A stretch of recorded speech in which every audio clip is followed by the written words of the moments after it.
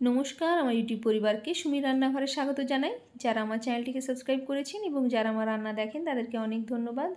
চলুন আজকে একটা মাছের মাথার রেসিপি শেয়ার করি। প্রথমে আমি বেগুনগুলোকে একটু বড় বড় করে কেটে নিয়েছি আর টমেটোগুলোকেও ওইভাবেই কেটে নিলাম। নিয়ে কড়াইতে নিয়ে নিলাম 50 ml সরষের তেল। ভালো করে গরম হয়ে এলে ওতে দিয়ে দেবো মাছের মাথাগুলো। মাছের মাথাগুলোকে ভালো করে কিছুক্ষণ ভেজে নেওয়ার পর কড়ার মধ্যে একটু ভেঙে নিচ্ছি। ভেঙে এবার ওগুলোকে তুলে নেব। তারপর যে কড়াইতে তেলটা ছিল তাতে আমি দিয়ে দিলাম আলুগুলোকে একটু ডুমো ডুমো করে কেটেছি।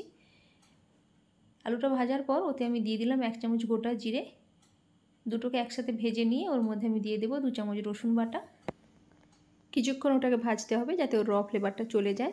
তারপর দিয়ে দিলাম 2 চামচ আদা বাটা, ওটাকেও একটু ভালো করে ভেজে নিচ্ছি। ভেজে নেওয়ার পর এবার ওর মধ্যে আমি দিয়ে দেবো পেঁয়াজটা। এখানে আমি 3টে পেঁয়াজ নিয়েছি। পেঁয়াজটাকে ভালো করে ভেজে নেব যতক্ষণ না পর্যন্ত ওর কালারটা গোল্ডেন ব্রাউন হয়ে আসছে। সব কিছু একসাথে ভাজার পর তারপর আমি ওতে দিয়ে দেবো যে বেগুনগুলো কেটে রেখেছিলাম সেটা। বেগুনটাকে একটু হাই ফ্লেমে ভেজে নিতে হবে। হাই ফ্লেমে জাস্ট মিক্স করে নিয়ে এবার ওর মধ্যে ঢাকনা দিয়ে দিলাম।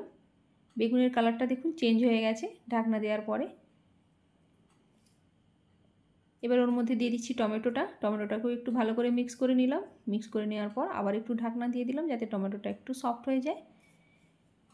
এবার ওর মধ্যে আমি দিয়ে দেবো বড় চামচের 1 চামচ নুন, আর দেবো 1 চামচ হলুদ গুঁড়ো, আর দেবো 2 চামচ লঙ্কার গুঁড়ো। সবগুলোকে ভালো করে কিছুক্ষণ ধরে কষিয়ে নিতে হবে। যারা চচ্চড়ি টাইপের তরকারি বেশি পছন্দ করেন তাদের জন্য এটা একটা বেস্ট অপশান।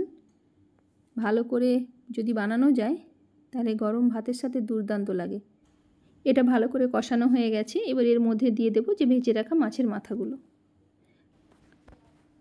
ওগুলোকে সবের সাথে ভালো করে মিক্স করতে হবে কিছুক্ষণ সময় ধরে। যখন পুরো ভালো করে মিক্স হয়ে যাবে, একদম ঘাঁটা ঘাঁটা হয়ে আসবে, ওর মধ্যে আমি দিয়ে দেবো জল। এখানে আমি 2 বাটি জল নিয়েছি। খুব বেশি জল দেওয়ার দরকার নেই, কারণ এমনিতেই তরকারিটা একটু ঘন টাইপের হবে। আরও 1 চামচ নুন দিলাম, আরও 1 চামচ লঙ্কার গুঁড়ো দিয়েই দিলাম। ঝালটা একটু ভালো লাগে, ঝালটা একটু বেশি দিলে টেস্টটাও ভালো হয়। এবার ঢাকনা দিয়ে দিলাম। 3 থেকে 4 মিনিট ওটাকে ভালো করে ফুটতে দেবো। দেখবেন তখন জলটাও পুরো শুকনো হয়ে আসবে। শুধু ঢাকনাটা খুলে নিয়ে ভালো করে ওটাকে একটু দেখে নিতে হবে। আলু এবং বেগুন তো সফট হয়ে গেছিলো, আলুও পুরো সফট হয়ে গেছে। একটু ভালো করে একটু ঘেঁটে নিতে হবে যাতে একটু তরকারিটা একটু ঘন হয়ে যায়। ওপর থেকে 1 চামচ ঘি ছড়িয়ে দেবেন, দিয়ে ঢাকনাটা দিয়ে দেবেন সঙ্গে সঙ্গে, আর ওটাকে রেখে দেবেন ওইভাবেই 2-3 মিনিটের জন্য। ব্যাস রেডি। বন্ধুরা, রেসিপিটি যদি ভালো লাগে লাইক করে দেবেন, চ্যানেলটিকে সাবস্ক্রাইব করে দেবেন, কমেন্টে অবশ্যই জানাবেন কেমন হলো। ভালো থাকবেন, সুস্থ থাকবেন। দেখা হচ্ছে আবার পরের রেসিপিতে।